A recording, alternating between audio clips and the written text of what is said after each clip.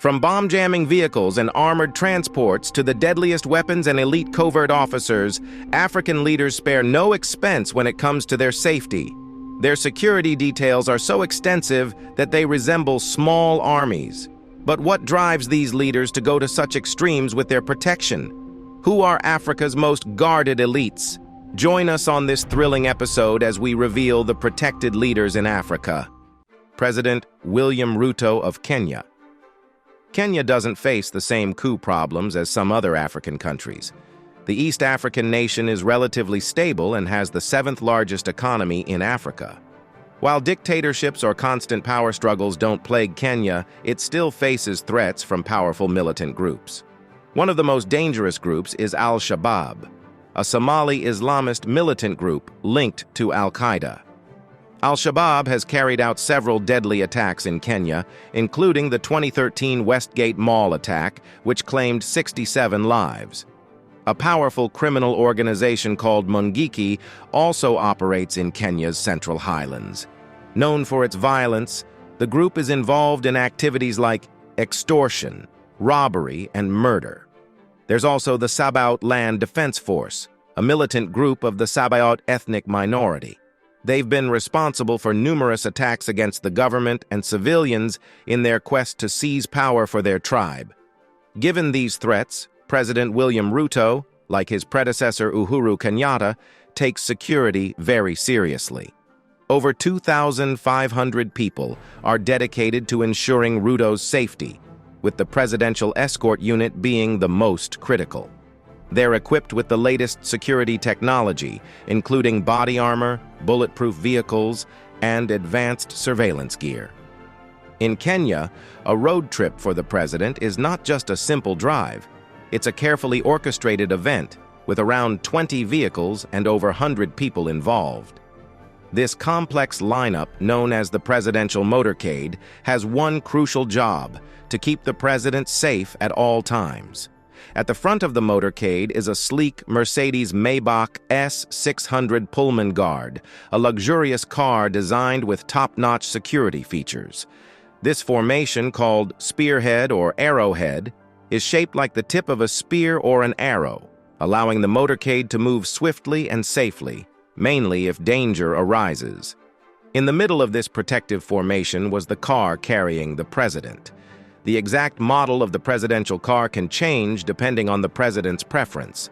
The former President Kenyatta chose the Mercedes Maybach, while Ruto opted for a Toyota Land Cruiser after being sworn in. These vehicles are not just ordinary cars. They are armored and equipped to handle various threats. The Maybach, for instance, is built to resist powerful bullets, explosive fragments, and even terrorist attacks. It has special tires that keep rolling even if punctured, a self-sealing fuel tank, and an oxygen supply to protect against harmful gases. This luxury car, costing around $1 million, is a fortress on wheels. The Toyota Land Cruiser used by Ruto is also a powerful and well-protected vehicle. But it's not just about one car. The motorcade includes several vehicles, each with a role in ensuring the president's safety. Two armored vehicles that look almost identical to the president's car are always in the motorcade to act as decoys to confuse potential attackers. In addition to these cars, the motorcade also features an armored Toyota Land Cruiser equipped with antennas that can block signals meant to detonate roadside bombs. It also has sensors that detect and defend against missiles. Leading the motorcade is the Arrowhead car, which makes important decisions about the route and acts as a buffer between any potential threats and the president's car. Surrounding the motorcade are motorbikes, known as outriders, whose job is to clear the way and form a protective ring around the president. They are the first line of defense if danger arises. President Paul Kagame of Rwanda. Rwanda is not usually the first country that comes to mind when you think of shining examples. But there's something President Paul Kagame has done right. For the past 23 years, he's held the reins of a deeply divided nation, and a big part of his success comes down to security. Kagame, who once served as a military officer, knows the importance of staying safe. He fought in the Rwandan Civil War and played a crucial role in stopping the genocide that took millions of Tutsi lives. As the commander of the Rwandan Patriotic Front, he led the fight against the horrors that unfolded during those dark days. Now, as president, he relies on his sharp instincts and experience to protect himself from the dangers that come with power. He is primarily respected and even beloved by many. However, some still refuse to fully recognize his authority, which makes a strong and trusted security team essential for his peace of mind. Kagame's security detail is top-notch and comprises highly trained and experienced personnel. These skilled individuals come from various law enforcement agencies, including the Rwandan Defense Force, the National Intelligence Agency, and the Special Presidential Guard. The SPG, a specialized unit within the RDF, is tasked with providing close protection to the president and other high-ranking officials. Kagame favors the Range Rover Sentinel as his limo of choice. Whether it's the luxurious interior or the state-of-the-art security features, it's clear that you're getting the best of both worlds when you pay over $500,000 for a car. The Sentinel is a very special Range Rover that offers a 366-part armored safety cell without sacrificing its internal luxury.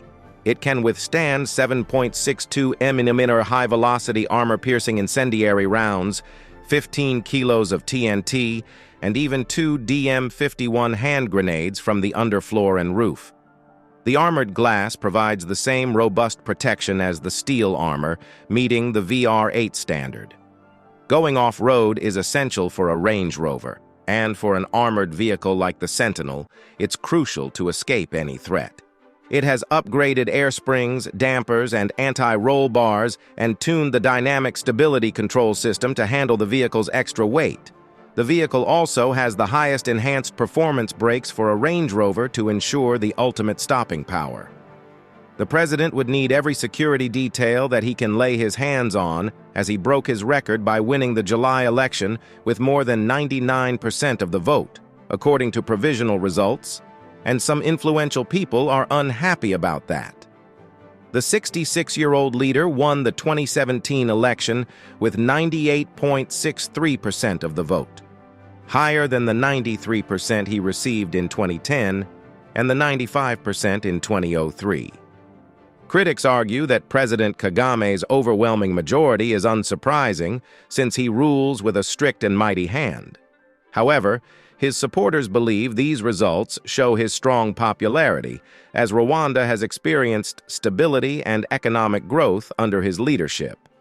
Aside from internal conflict, the president has personally called for a hailstorm from foreign lands, as he promised during his campaign to protect Rwanda from external aggression amid tensions with neighboring Democratic Republic of Congo and Burundi. President Bola Tinubu of Nigeria. Bola Tinubu, the newly elected president of Nigeria, didn't just step into office. He stepped into a security force that would make any potential attacker think twice. He takes things to a new level with a presidential convoy that could turn any traffic jam into a spectacle. Imagine a line of more than 100 vehicles cruising down the road, creating a scene that even parade organizers would envy. But why does Tinubu need such an extensive motorcade?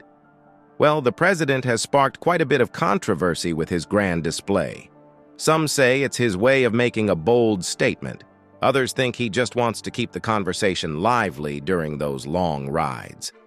Critics, however, argue that this flashy show is too much, significantly after Nigeria recently abolished fuel subsidies. The timing couldn't have been worse, leading to accusations of insensitivity and wasting public money. Local media didn't hold back, calling the convoy President Tinubu flaunting opulence, a phrase not often used to describe political leaders, at least not until now. But despite the pageantry, the motorcade isn't just for show. It's part of a carefully planned defense strategy by the Guards Brigade, a team of soldiers as tough as nails, or maybe tougher. These Rambos of security make sure no one gets close to the president. Yet even with such a formidable force, it's hard to forget what a paranoid dictator might be capable of. For now, though, President Tinubu's convoy rolls on, turning heads and sparking debates wherever it goes. King Mohammed VI of Morocco. Being Africa's wealthiest and most powerful ruler is like walking a fine line. Still, the need for extraordinary security comes with that power, and King Mohammed VI of Morocco clearly understands this, and his security detail is nothing short of awe-inspiring. The Moroccan Royal Guard is a special unit of the Royal Moroccan Army. However, it operates directly under the control of the royal military household of the king. Its main job is to ensure the safety and protection of the king and the royal family. The Royal Guard consists of approximately 6,000 troops organized into 4 infantry battalions, each with 25 officers, 1,000 soldiers, and 2 cavalry squadrons. In addition to the Royal Guard, the king is protected by 2 other units: the Parachute Brigade, an elite force based in Rabat with an unknown number of troops, and the Light Security Brigade, which has 2,000 troops. Known for its impressive uniforms, the Royal Guard wear a red beret and traditional red uniforms, white in summer for special ceremonies. Mounted guards wear these uniforms on horseback, while foot guards wear them at important places like the Mausoleum of Mohammed V in Rabat. The Royal Guard has a wide range of weapons to ensure maximum protection. They carry rifles such as the SAR-21, M16A2, FNFL, AK-47, and M4A1. For close combat, they use submachine guns like the Heckler & Koch MP5 and pistols such as the Beretta 92 FS. Their arsenal also includes machine guns, including the FN MAG and AA-52, as well as heavy machine guns like the M2 Browning and ZPU-2. They are equipped with rocket launchers like the RPG-7 and RPG-9 and anti-tank missiles like the BGM-71 Tau. Mortars are also part of their inventory, including the L16 81mm and M120 120mm. Additionally, they use self-propelled artillery like the M40 GMC and combat vehicles such as the Humvee. The Royal Guard's dedication and impressive display ensure that King Mohammed VI and his family are always well protected. Discipline is critical in the Royal Guard, and the king doesn't take it lightly. When King Mohammed VI recently discovered a bodyguard using a cell phone while on duty, his response was swift and severe. 30 guards were dismissed, and a royal decree was issued banning cell phones in palaces and during royal ceremonies. The king's motorcade is equally impressive, showcasing the high standards of his security team. Recently, when a teenager attempted to rush the royal limousine, he was quickly stopped and arrested, proving just how professional and efficient the guards are. The convoy itself is a sight to behold, featuring armored Mercedes-Benz 600 Pullmans, Range Rovers, and a BMW 5 Series surrounding the king as he travels. When King Mohammed VI ventures into Morocco's mountainous regions, it's like watching an action movie. Over 20 police motorcycles escort him, turning a simple journey into a grand spectacle. The king is well loved in Morocco, but his security team is always prepared for threats. President Mamadi Doumbouya. Guinea's former president, Alpha Condé, had become increasingly oppressive as his government cracked down on press freedom, pushed the opposition to the margins, and was accused of widespread human rights abuses. The final straw came in 2020 when Alpha changed the constitution to allow himself to run for a 3rd term, a typical first step toward dictatorship. The military had had enough. They warned Alpha repeatedly not to change the constitution or silence his opponents, but their warnings fell on deaf ears.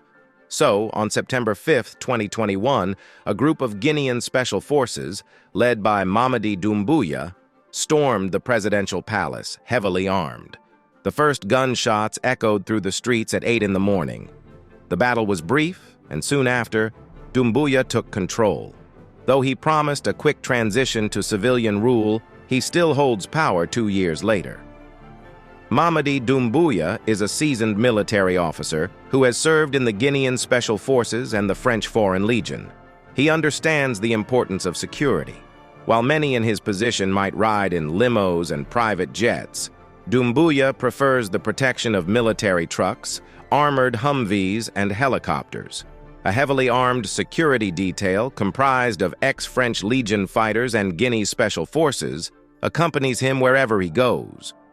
They may lack the style of other world leaders' guards, but they can handle any threat.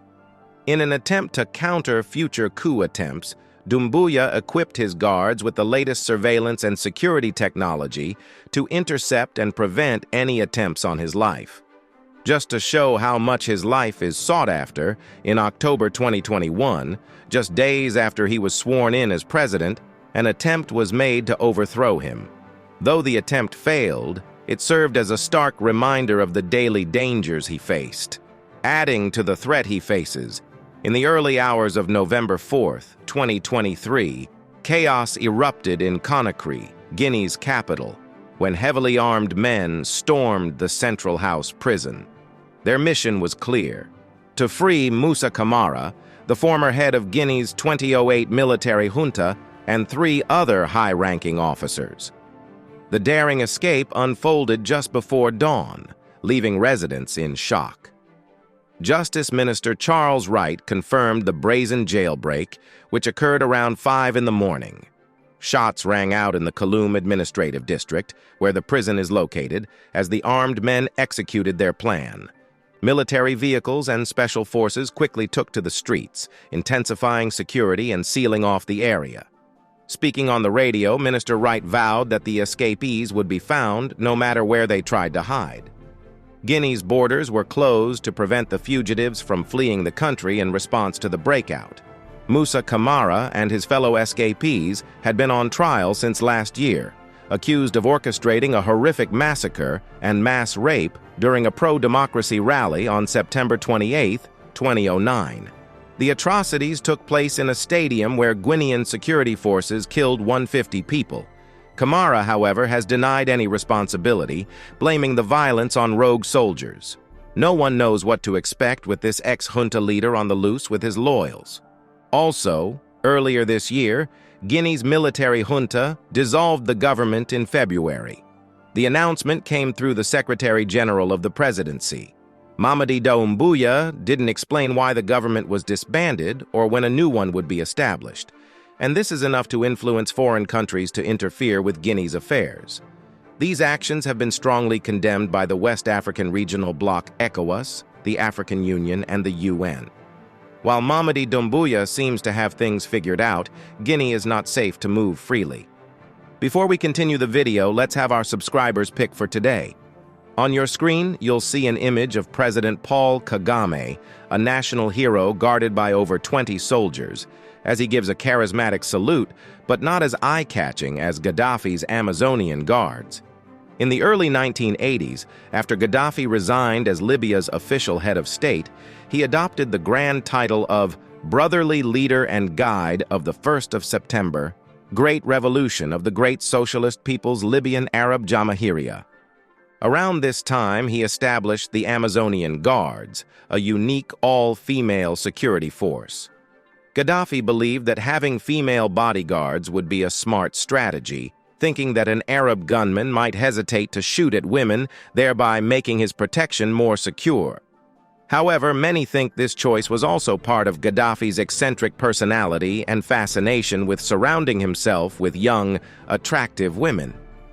He typically traveled with about 15 guards, who handled security and housekeeping duties.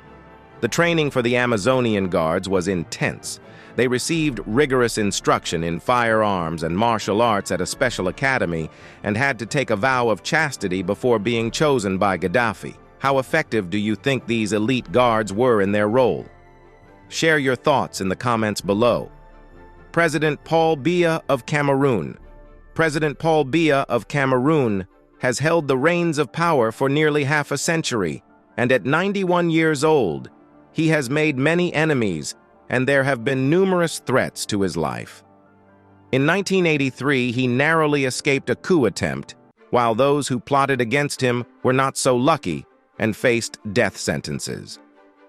6 years later, in 1989, there was another attempt on his life, followed by yet another in 2004. Even in 2014, a militant group tried to kidnap him. And it's not just within Cameroon. When visiting France, Biya has also faced attacks from Cameroonian expatriates. Many people want Biya out of power permanently.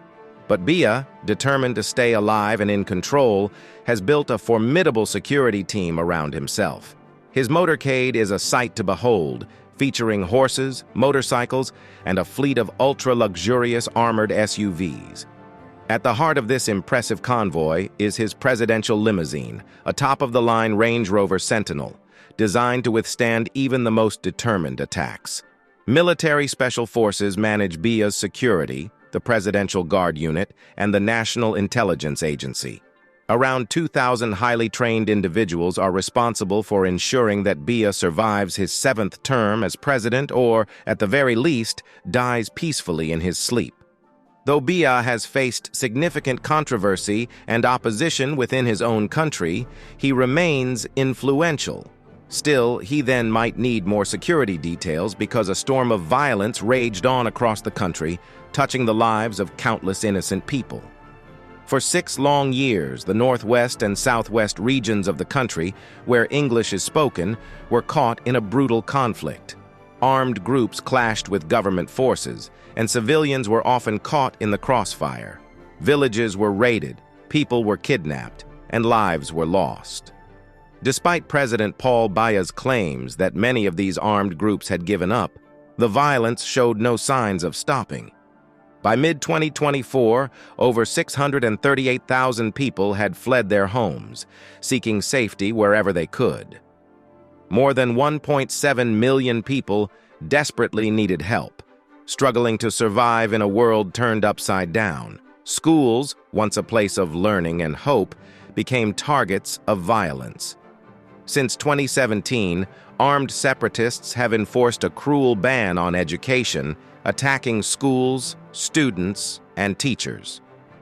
In 2023, these assaults continued, leaving school buildings in ruins and forcing many to shut their doors. The future of countless children was put on hold, their dreams shattered by the ongoing crisis. In the far north region, a different kind of terror took hold. Islamist groups like Boko Haram and ISWAP launched deadly attacks on civilians, killing and abducting people without mercy. From January to July, at least 169 innocent lives were lost to this senseless violence. As if that weren't enough, heavy rains and floods in July destroyed crops, making it even harder for aid to reach those in desperate need. This was a devastating blow in a region where 1.6 million people were already struggling. Meanwhile, the ruling party, RDPC, tightened its grip on power in the political arena. They won most Senate seats in March, further solidifying their control over the country. Despite this, freedom of speech remained under threat. Independent journalists faced danger at every turn, with 3 losing their lives in 2023 alone. One of them, an investigative journalist named Martinez Zogo, was found dead after being tortured. His crime? Exposing corruption. Indeed, there is nowhere safe for President Biya, both home and away. President Cyril Ramaphosa of South Africa. Ramaphosa's journey has been anything but smooth. Having organized one of the most significant strikes in South African history, it is inevitable that he made powerful enemies on his way to the top. With a past like that, a little extra security is a wise choice. The president's security team is part of the VIP protection unit and takes their job very seriously.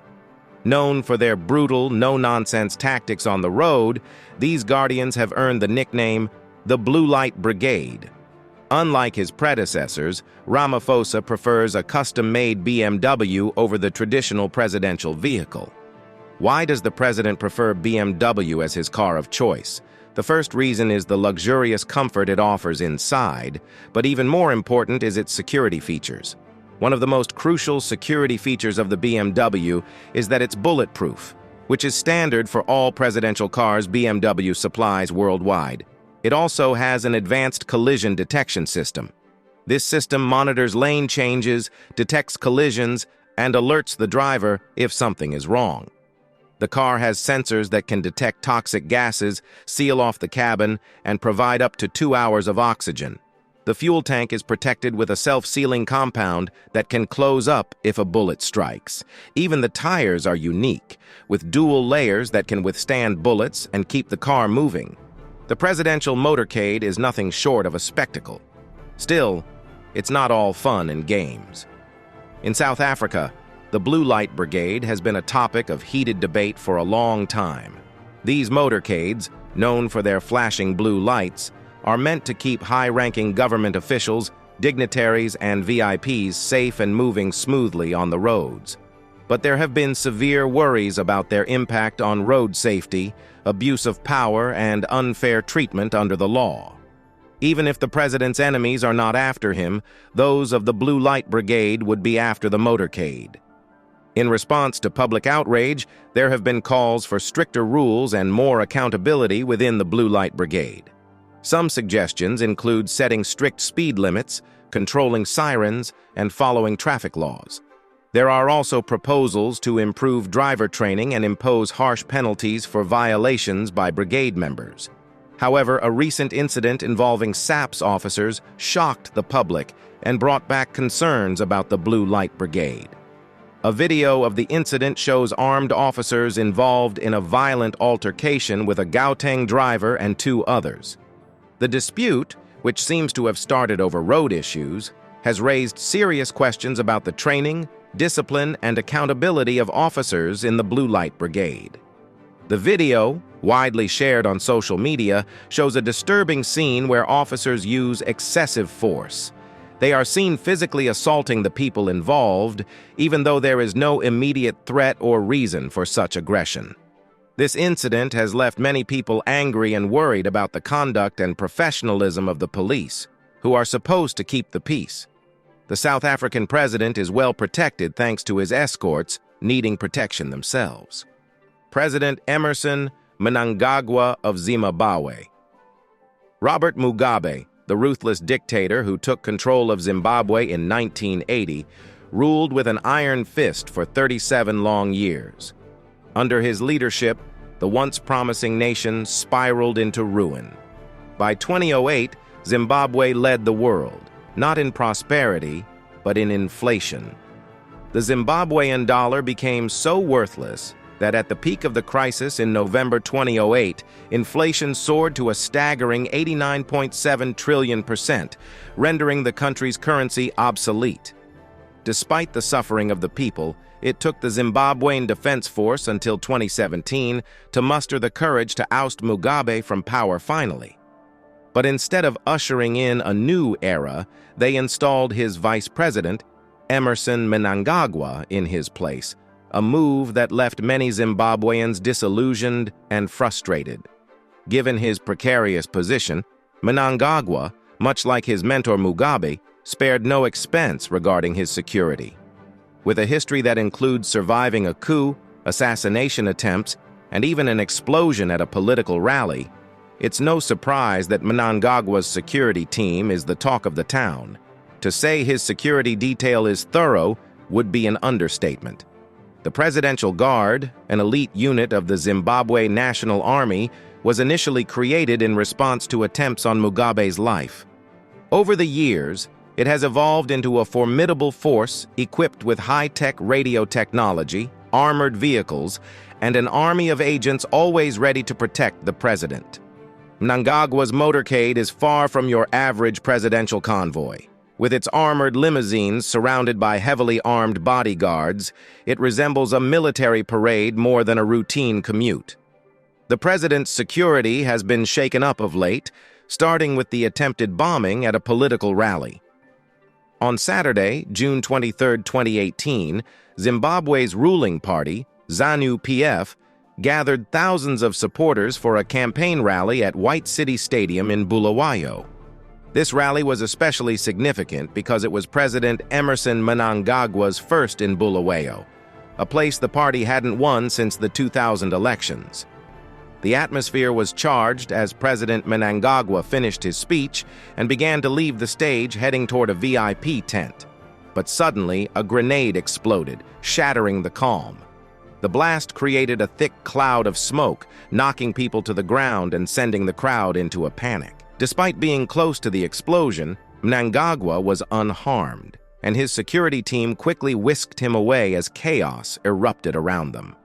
The state television broadcast was abruptly cut off, leaving viewers in shock. As the dust settled, the scale of the tragedy became clear. 49 people were injured, and 2 brave Central Intelligence Organization officers lost their lives 2 days later. One was Sergeant Stanley Mugunzva of the Presidential Guard, assigned to Vice President Chiwenga. The other was Nelson Dubi, an aide to Vice President Mohadi. Vice President Constantino Chiwenga, a key figure in the 2017 coup, suffered minor injuries, as did his wife, Mary, who bravely tried to help one of her aides hit by shrapnel. Second Vice President Kembo Mohadi wasn't as lucky. He was hospitalized with severe leg injuries. Vice President Chiwenga, despite his injuries, chose to delay medical treatment to remain active in the campaign leading up to the 2018 elections. However, by October 2018, Chiwenga and his wife finally traveled to South Africa for medical care, where doctors discovered not only the injuries from the Bulawayo bombing, but also a bullet lodged in his leg from a separate incident. Indeed, events like this might justify Nigeria's president's large convoy. President Mnangagwa's security team has undergone a security makeover, with better technology, more agents, and a thorough overhaul of the security agencies. Despite the formidable nature of Mnangagwa's security detail, loyalty remains an issue. In one shocking incident, a member of the Presidential Guard fired 30 rounds at the presidential building before being apprehended, never to be heard from again. The president's motorcade also has a bomb-jamming signal vehicle to protect him from bombings or terrorist attacks that use detonating devices. Imagine if an attacker planted a bomb on the road the president is using and tried to detonate it as the convoy passed. The bomb-jamming device is mounted on a BX Land Cruiser and jams cell phone signals as the convoy passes, stopping any devices outside the convoy from being activated.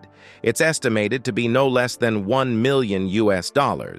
Though terrorists are constantly upgrading their tactics, this device provides a crucial layer of protection for any nation's leader.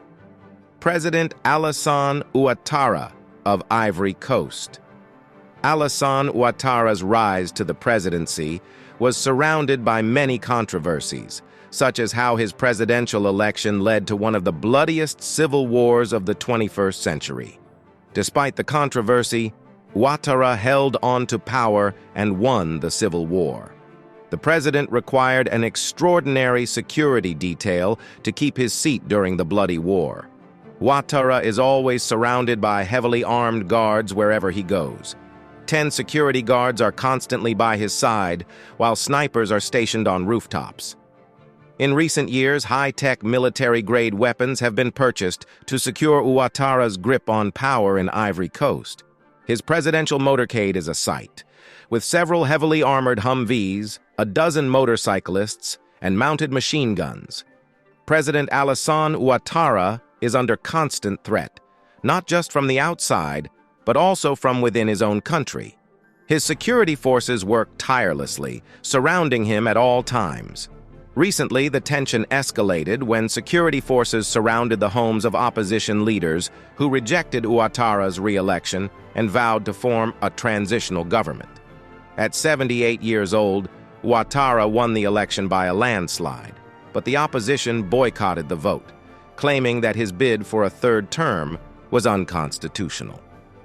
Although the Ivory Coast limits presidential terms to 2, Ouattara argued that the new constitution, approved in 2016, allowed him to run again.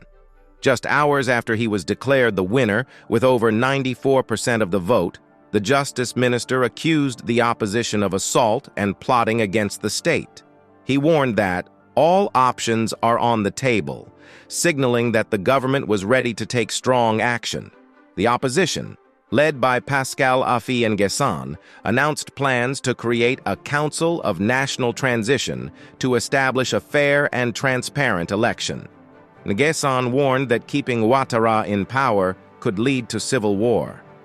The Transitional Council was to be led by Henri Konan Bédié, an 86-year-old former president and longtime rival of Ouattara. In response, security forces in Abidjan, the economic capital, blocked roads near Bédié's home and fired tear gas at small groups of supporters. They even entered his home, but a diplomatic source said Bédié was not worried. Meanwhile, Maurice Kakuguikahiu, Bédié's deputy, was taken away by police, though sources later said he was merely escorted back to his home. Other opposition leaders reported that the president's security was watching their homes. Asoa Adu, the Secretary General of the opposition Ivorian Popular Front, found himself trapped in his house with police stationed outside. Albert Abdallah Mabri Toykusi of the UDPCI party was also under watch. In Daoukro, an opposition stronghold north of Abidjan, protesters built barricades and declared their intentions to continue resisting Ouattara's rule until he stepped down. They called the election results a farce and vowed to keep up their civil disobedience. As violence and tension spread, more than 2,000 people fled the country, seeking refuge in neighboring Liberia, Ghana, and Togo, fearing what might come next. The United Nations, African Union, and other regional bodies called for calm and urged all sides to respect the constitutional order. However, the situation remains fragile, with concerns that the violence could escalate further. Ouattara had initially planned to step aside after his second term, but the sudden death of his chosen successor led him to seek a third term, igniting the current crisis. Now, with his re-election, the future of Ivory Coast hangs in the balance, with the threat of more violence and unrest looming on the horizon. Thanks for watching. See you in the next video.